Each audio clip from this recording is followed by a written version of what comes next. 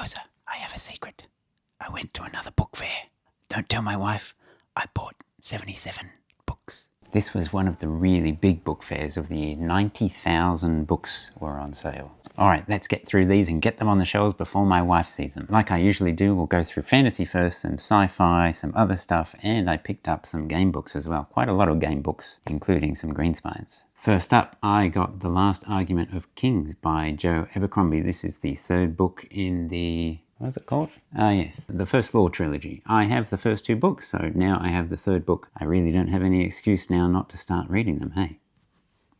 I also picked up a standalone by Janny Wurts. This is To Ride Hell's Chasm. And as of this point in time, I still haven't read any Janny Wurts except for the Empire trilogy she did with Raymond E. Fyre. So it would be nice to get back into some Janny Wurts at some point. Next one is The Legend of Deathwalker by David Gemmell. Now this, I actually do have this one. It's just sometimes I like to replace my editions, so I think I'll be keeping this one instead of the one that I have already on my shelves.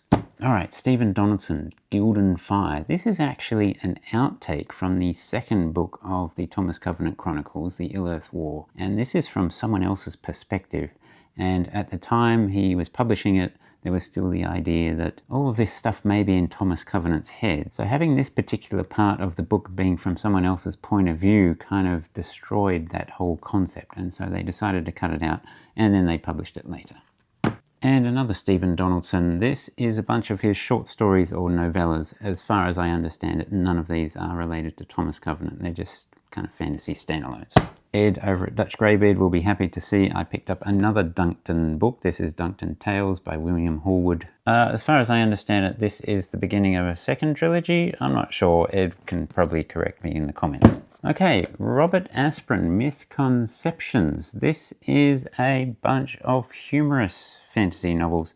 This, I believe, was published before Terry Pratchett started doing his Discworld. I haven't read any of them, but I do know that they're humorous, so it would be interesting to see how these compare to Discworld. And along those lines, I also picked up the third book. That was the second one. I have the first one. This is Myth Directions, the third book in that series.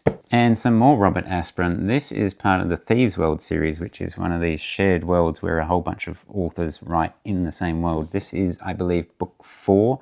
I have the first 3 on my shelves. And then I also picked up book 10. Oh, I didn't even say what this was. Storm Season. And then book 10 is Aftermath, and so I don't think I have books 5 through to 9, but yeah, it's one of those things I'll be collecting.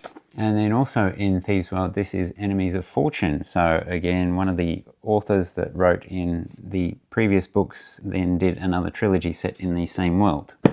Next up, I picked up Neil Gaiman, The Ocean at the End of the Lane. I've enjoyed most of Neil Gaiman's stuff. This is one that I just don't have. Next one is a book called whoa, that's floppy. This is called Fyre. This is book 7, the last book in the Septimus Heap trilogy by... Trilogy? It's not a trilogy. This is book 7 in the heptalogy. What am I? I'm just talking nonsense. This is book 7 in the Septimus Heat. Can't talk. Let's just start again. Hey, this... What am I doing? This next one is called Fyre. It's by Angie Sage. This is book 7 in the Septimus Heap series. I have read the first one, thoroughly enjoyed it. This is a bunch of kids' books, and I already have the first 6 books, so it was nice to finally pick up the 7th book. So now I can read the whole series. And in a similar vein, this is The Curse of the Gloamgozer by Patrick Stewart and... Patrick Stewart? No, it's not by a Star Trek captain. This is by Paul Stewart and Chris Riddell. This is part of the Edge Chronicles. If you don't know about the Edge Chronicles, you should definitely go and look in a bookshop, have a look at them. There's just so many cool maps and pictures in these books. I'd like to read through the entire Edge Chronicles series, and that will probably be my next kids series after I finish How to Train Your Dragon. Last for the fantasy is Orson Scott Card, Enchantment. Now, I don't really know anything about this book, but it is a fantasy written by Orson Scott Card. So anything Orson Scott Card writes is pretty good. And speaking of Orson Scott Card, we can go into the sci-fi. This is Ender's Shadow, which is part of the subsequent series after the Ender series. And apparently this wasn't in my Goodreads. It is on my daughter's bookshelf, but now I have a copy. Let's move these. Okay, now some more sci-fi. Arthur C. Clarke. It's quite amazing. I still don't have every Arthur C. Clarke book. This is Islands in the Sky. Don't know anything about it, but Arthur C. Clarke, I think, is one of my favourite sci-fi authors. Speaking of Arthur C. Clarke, this is the best of Arthur C. Clarke, 1937 to 1971. So this is a bunch of his short stories. And I'll need to decide what I am going to read next of his, because I just finished the 2001 series. Maybe I'll try some short stories. Now for some older sci-fi. This is H.G. Wells' The Shape of Things to Come. Now this is not to be confused with A Short History of the World. It sounds like this one may be something about the future, but it's actually not. This is literally about the history of the world, as far as I can tell, whereas this is him prognosticating on what may happen in the future. So that'll be really interesting to see what he thought would be coming down the pipeline. Don't know if he's got jetpacks in there. Europe in 1960. When was this written? Okay, this was published in 1933, and he predicts what will happen from the years 1930 all the way to the year 2100. So that'll be very interesting. All right, the next one is Old Man's War by John Scalzi, which, as far as I understand it, it feels a little bit like, I think it's the Forever War, which I have read. This sounds kind of similar, so that will be interesting to see. Next up is William Gibson, Virtual Light. It's amazing I don't have many William Gibsons. I mean, I've read Neuromancer, I've read Burning Chrome, but I haven't continued reading him, unlike Neil Stephenson. So it would be nice to go back and read through everything that William Gibson wrote. It's been ages since I read Neuromancer. Continuing sci-fi, this is Cat's Cradle by Kurt Vonnegut. This is the one that has Ice 9 in it. This is pretty short, so I really should get onto Kurt Vonnegut soon. And something more modern, this is The Dark Forest by Cixin Liu, or however you pronounce it. I have the first one, The Three-Body Problem. This is the third one, so obviously I need to find the second one before I can start reading that series. And very vaguely sci-fi related is this by Douglas Adams. This is The Deeper Meaning of Life. So this gives a name to things that should have names. Things or concepts that we all know about, but we don't have names for. For example, Harlosh, to redistribute the hot water in a bath. You know, when you have to swish around the water because there's cold and hot parts. Oh, here's a good one. Dow Milling, continually making small talk to someone who is trying to read a book. It's just all a bit silly.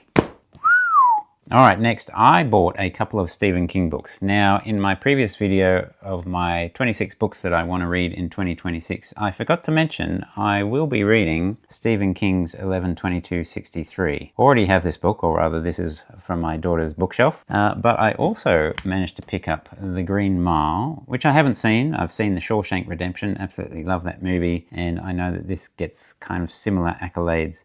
So I'm looking forward to reading that one. The only Stephen King I have read was The Running Man, which I did enjoy. So that is The Green Mile. And then I also saw The Shining, which apparently is pretty scary. I generally don't like horror, but this is such a classic that I thought, okay, I'll pick that one up as well. And then we're moving into some crime. This is Michael Connolly, The Black Ice, which is the second book in the Harry Bosch series. I picked up the first one, and again, that is a book I want to be reading next year. For the first time, I will be trying out Michael Connolly. And then slightly adjacent to that is the thriller. This is Clive Cussler, Valhalla Rising. And I picked this one up because I already have it, but it's this enormous trade paperback. And so I'm trying to replace my trade paperbacks because I can fit more books on my shelves. So that is Clive Cussler. And then adjacent to that, I picked up the first three Agatha Christie's. So this is The Mysterious Affair at Styles, the first ever Poirot and the first ever Agatha Christie novel. The second one was The Secret Adversary, and then the third one was The Murder on the Links. I've only read about 2 or 3 Agatha Christie's. It would be nice to go and read through all of them. And so we finally come to some game books. Now, I'm not going to go through all of these one by one. I'll go through the interesting stuff. First up, I picked up an old copy of Flight from the Dark. This is Lone Wolf by Joe Dever. So it's nice to get an old copy of that.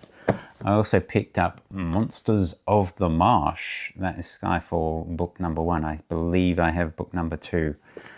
Then I also picked up Maelstrom, which if you look at books like this one, they are the Adventure Game Book series by Puffin. This is not Finding Fantasy, but it is in that Adventure Game Book series. I believe this is its own role-playing system. I also picked up the 4 books in the Sorcery series by Steve Jackson. So these were written in 1984, published in 1984, I believe, around the time that the first 10 Fighting Fantasy books were coming out. I do have some copies of these, but they're kind of weird ones. So it was nice to get these kind of more original ones. That is the first one, the Shamu Tanti Hills. And then the second one, Kare City Port of Traps. The third one is the 7 Serpents. And then the last one is the Crown of Kings, which I believe has about 800 sections. Yeah, 800 sections. I'm wondering whether I should read these next in my Fighting Fantasy read-through, because they're from around the same time period. Let me know in the comments whether you want me to do that. I'm not going to go through all these. These are green spines I picked up, including this really cool first Warlock of Firetop Mountain. I saw these and I just went, yep, I'll take those. Some of them are nicer copies of ones that I already have, and if I have duplicates, then I can use them to trade. And then last of all, I picked up a whole bunch of Choose Your Own Adventures. And again, I'm not going to go through these one by one. Let's pick out a couple of random ones. What have we got? Oh, Journey to Stonehenge. Oh yeah, that looks pretty cool. What else? Oh yeah, Prisoner of the Ant People. I mean, that looks like completely ridiculous. These are generally pretty silly books. I mean, they're just fun. Oh, You Are a Shark. Wow. I mean, okay, that's great. And the highest number 1 I got was number 47, Outlaws of Sherwood Forest, which apparently there was some competition where people wrote in their own things. So it'll be interesting to read that one. So that's all the Choose Your Own Adventure, and that is everything I got at the book fair. Now I've got to go and put these on the bookshelves before my wife sees them. All right, I'll see you in the next video.